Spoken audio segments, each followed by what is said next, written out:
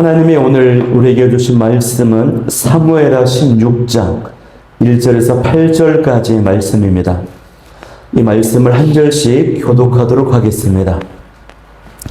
다윗이 마루턱을 조금 지나니 무비보셋의 종 시바가 안장 지운 두 나귀에 떡 200개와 건포도 100송이와 여름 과일 100개와 포도주 한 가죽 부대를 싣고 다윗을 맞는지라. 왕이 시바에게 이르되 내가 무슨 뜻으로 이것을 가져왔느냐 하니 시바가 이르되 나귀는 왕의 가족들이 타게 하고 떡과 과일은 청년들이 먹게 하고 포도주는 들에서 피곤한 자들에게 마시게 하려 함이니이다. 왕이 이르되 내 주인의 아들이 어디 있느냐 하니 시바가 왕께 아뢰되 예루살렘에 있는데 그가 말하기를 이스라엘 족속이 오늘 내 아버지의 나라를 내게 돌리리라 하나이다 하는지라. 왕이 시바에게 이르되 무비보셋에게 있는 것이 다 내 것이니라 하니라. 시바가 이르되 내가 절하나이다. 내 주 왕이여 내가 왕 앞에서 은혜를 입게 하옵소서 하니라. 다윗 왕이 바후림의 이름에 거기서 사울의 친족 한 사람이 나오니 게라의 아들이요 이름은 시므이라. 그가 나오면서 계속하여 조주하고 또 다윗과 다윗 왕의 모든 신하들을 향하여 돌을 던지니 그때 모든 백성과 용사들은 다 왕의 좌우에 있었더라. 시므이가 조주하는 가운데 이와 같이 말하니라. 피를 흘린 자여 사악한 자여 가거라 가거라. 사울의 족속의 모든 피를 여호와께서 내게로 돌리셨도다. 그를 이어서 내가 왕이 되었으나 여호와께서 나라를 내 아들 압살롬의 손에 넘기셨도다. 보라, 너는 피를 흘린 자이므로 화를 자초하였느니라 하느니라. 아멘. 네, 화를 자초하였느니라 라는 제목으로 말씀을 나누도록 하겠습니다. 다윗이 이제 정신없이 피난을 가고 있을 때 무비보셋의 종 시바가 엄청난 양의 떡과 과일, 포도주를 나귀에 싣고 다윗을 찾아왔습니다. 시바가 누구였습니까? 사울의 종이었지요.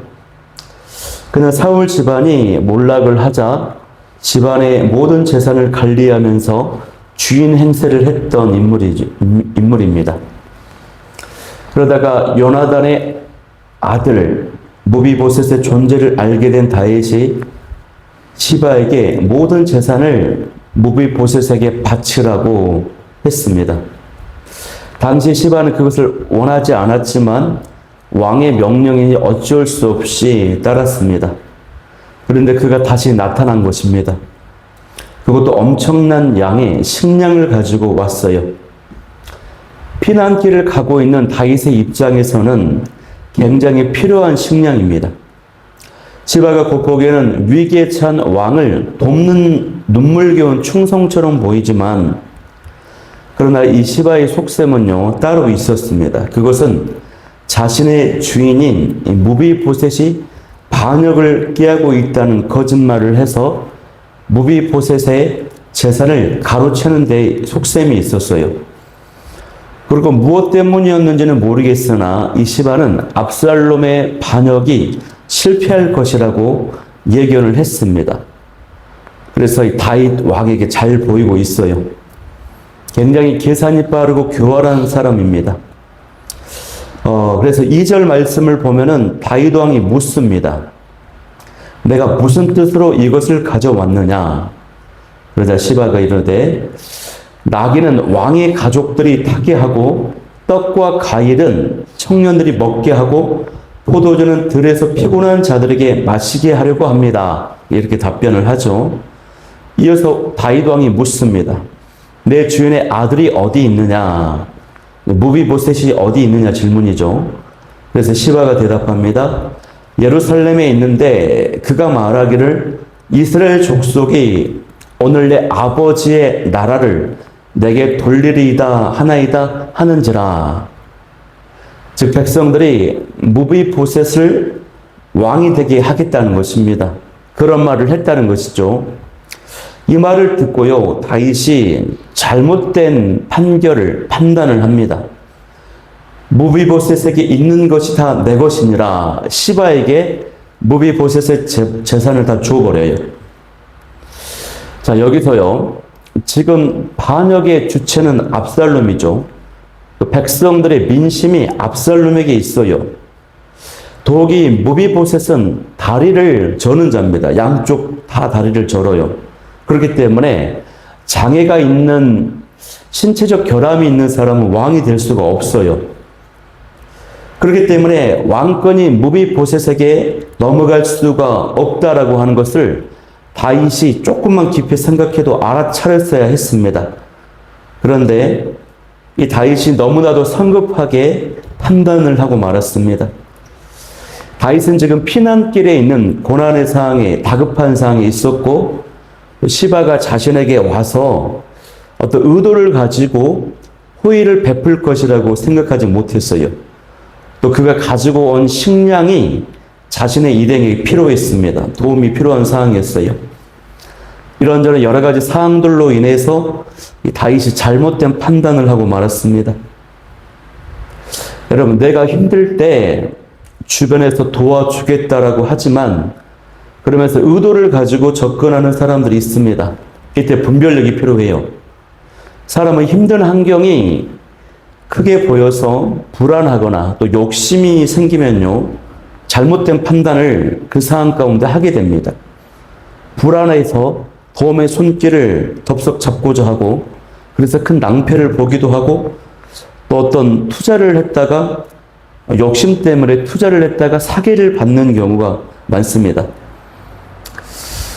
제가 아는 어떤 분이 간암 판정을 받고 6개월 시한부 선고를 받았어요.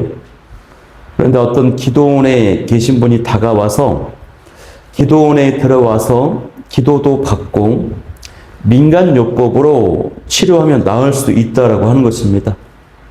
그렇게 암 환자가 완치된 사례가 많다고 막 설득을 하죠. 대신 한 달에 수백만 원이 넘는 치료 비용이 든다 그랬어요. 그래도 어떻습니까? 한 가닥 희망을 가지고 불안하니까 또 살고자 하는 간절함, 그게 욕심이었는데 그 마음 때문에 기도원에 들어갔습니다. 결과는 상태가 더 악화되어서 3개월 만에 사망을 하고 말았습니다.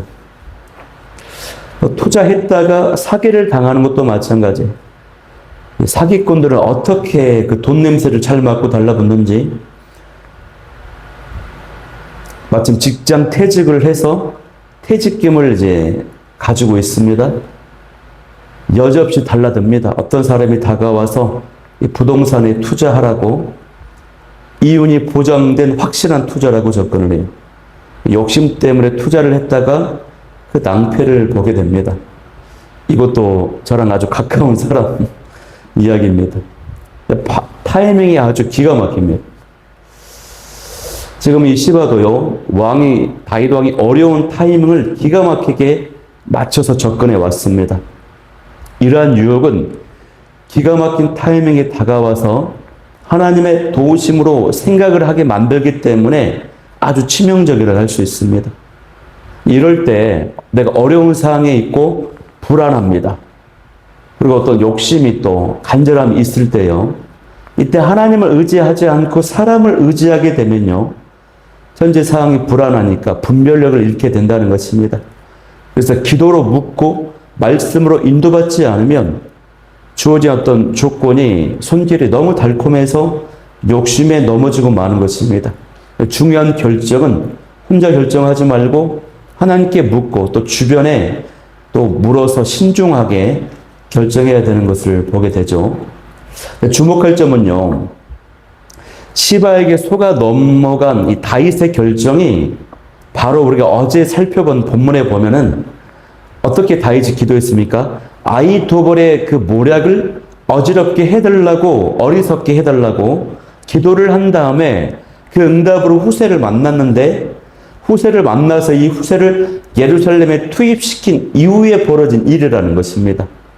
다윗은요, 자신이 아주 지혜롭게 생각했다라고 했을 겁니다. 아주 전략적으로 결정하고 말하고, 그런데 되려 자신이 어리석게 속임을 당하는 모습이 되고 말았어요. 무비보셋에게 있는 것이 다 내 것이다라고 하는 시바에게 다 넘겨버리는 이 결정은요, 너무 성급한 결정이었습니다. 그래서 우리가 성경 야고보서 1장 19절 말씀을 보면은 듣기는 속히 하고 말하기는 더디 하라고 했거든요. 우리가 힘들고 어려울 때일수록 자신의 모습을 돌아봐야 될 줄 믿습니다. 그래서 듣기는 신중하게 듣고 또 말하기도 더디할 수 있는 오늘 하루, 그래서 우리가 어떤 오판을 하지 않는 복된 하루, 승리하는 하루가 되길 바랍니다. 다윗의 잘못된 판단 이후에요, 다윗이 곤란한 상황을 맞이하게 되는데 그게 뭐냐면 시므이에게 일종의 봉변을 당하는 상황을 맞이합니다. 5절을 보면은 다윗 왕이 바후림에 이르렀습니다. 이 바후림은 감람산에서 요단강으로 내려가는 길목입니다. 예루살렘이 있고 그 기드론 시내가 있고 기드론 계곡을 건너서 감람산이 있어요. 810m, 15m에 달하는 감람산. 감람산을 내려오면 이제 광야길로 되거든요. 그 내려오는 길목에 바후림이 있습니다. 그때 사울의 친족이기도 한 게라의 아들인 시므이가 등장을 했어요. 다윗과 그 일행을 향해서 저주를 퍼붓습니다. 계속 저주하고 돌을 던져요. 그는요, 자기 지파와 가문에 대해서 상당한 자부심을 가지고 있는 사람이었어요. 그런데 다윗이 사울의 뒤를 이어서 왕이 되니까 시기와 질투가 가득 차서 7절을 보면 그가 저주하면서 외쳤던 말이 나오는데 이렇게 말합니다. 피를 흘린 자여, 사악한 자여, 가거라 가거라. 이 말은요, 정말 심한 욕설입니다. 가거라 가거라. 이방인 취급하면서 이 땅을 떠나라는 것입니다. 피를 흘린 자, 사악한 자라 그랬어요. 또 8절에도 보면은 사울의 족속의 모든 피를 여호와께서 내게로 돌리셨도다 그랬어요. 그런데 이 시므이가 퍼붓고 있는 이 비방은요, 전혀 근거가 없는 내용입니다. 다윗 왕은 사울 가문의 그 누구도 해친 적이 없거든요. 피를 흘리게 만든 적이 없어요. 시므이가 지금 잘못된 생각을 하고 있습니다. 다윗 때문에 사울의 가문이 몰락했다라고 지금 잘못된 생각을 하고 있습니다. 그런데 다윗이 마침 공경에 처하자 이게 피를 흘린 결과다. 인간보다 하를 자초했다. 하나님께서 사울의 그 원수인 다윗에게 그 원수를 갚고 있다라고 지금 생각을 하는 것입니다. 그러니까 이 시므이가 어떤 사람이냐면 극단적인 혈통주의에 사로잡혀서 잘못된 신념으로 똘똘 뭉쳐있는 사람이에요. 그것 때문에 율법적인 정죄의식을 가지고 있는 사람이라는 것입니다. 우리가 주변에도 보면은 어떤 신념과 사상을 가진 사람이 굉장히 무섭거든요. 그것이 잘못된 신념, 잘못된 사상일수록 그 파괴력이 강하게 나타납니다. 오늘날에도 극단적인 민족주의자나 주사파 같은 사람들 있잖아요. 잘못된 신념에 사로잡힌 사람들이 얼마나 파괴적인 모습으로 부정적인 영향을 끼칩니까? 그리고요, 이 본문을 보면은 지금 이 시므이가 혼자입니다. 혼자. 개인이에요. 지금 다윗의 일행은요, 용사들도 많고 장군들도 많고 백성들도 많아요. 그런데 이 시므이가 혼자 저러고 있어요. 그러니 그야말로 혼자 도끼를 품고 있는 것입니다. 신념이 이렇게 무서운 것입니다. 그런데 영적인 안목이 완전히 닫혀버려가지고 율법주의적이까지 해요. 지금 다윗이 고난을 당하는 진짜 이유는 사울 왕가의 그 가문에게 죄를 지어서가 아니라 밧세바 사건 이후에 하나님의 그 공의로운 징계하심, 또 다윗을 정금같이 단련시켜서 다시 사용하시려는 하나님의 구속사적인 섭리가 있는 것이 그것 때문에 지금 이 고난을 당하고 있는데 그거 보지 못하고 영적인 눈이 닫혀서 율법적으로 정죄만 하고 있다는 것입니다. 우리가 이 시므이의 모습을 보면서요, 나에게도 그런 모습과 시선이 있지 않은지를 돌아봐야 됩니다. 주변에 누군가가 고난을 당합니다. 어려움을 당하고 있습니다. 그 모습을 보면서 저 사람은 저 죄를 짓더니 저렇게 벌을 받는다. 저렇게 하더니 이렇게 되었다라고 우리의 시선이 그렇게 손가락질하며 볼 수 있다는 것입니다. 그게 바로 율법적으로만 정죄하는 심오의 시선이라고 하는 것이에요. 누군가가 어떤 고난과 아픔을 겪게 되면요, 대부분 자연스럽게 나오는 반응이 뭡니까? 원인을 찾으려고 합니다.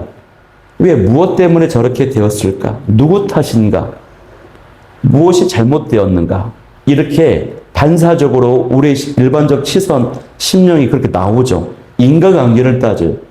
그러나 저와 여러분은 모든 영혼들의 그 아픔, 이웃의 어떤 고난의 소식을 들었을 때 복음적인 시선으로 바라볼 수 있기를 바라요.